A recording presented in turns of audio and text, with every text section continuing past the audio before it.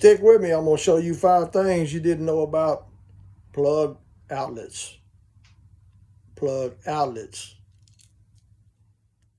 Well, the first thing, these are not called outlets. They're actually called receptacles.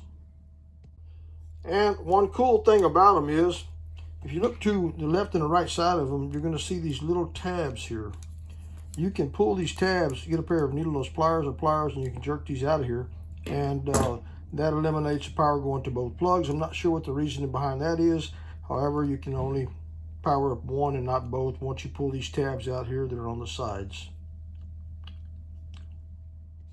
Another positive thing, or number 3, I guess you could say, is that Eaton has the recessed area right here where the plugs go in, unlike other plugs, flat surface.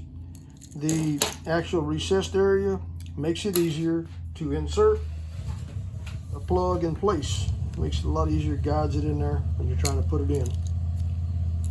One of the other things I do like about it is the clamping power. See how tight it is to get out of there?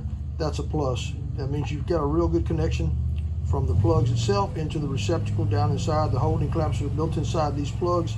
They're very durable and rugged. Here, my wife got the lawnmower cranked up in the back, so it'll be gone in just a second.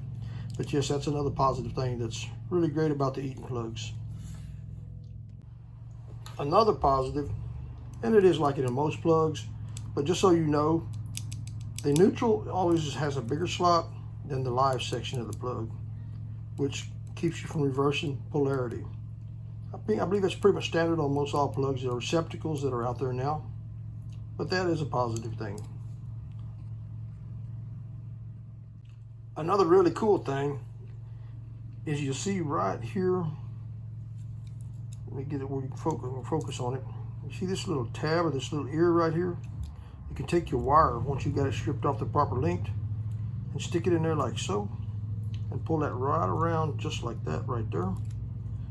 Now you've got the perfect J-hook to go on there. Now when you're installing these, make sure you install them to where the J-hook comes from the bottom, goes out the top to the right hand side. That way when you take a pair of pliers, pliers, that's a blooper there, guys.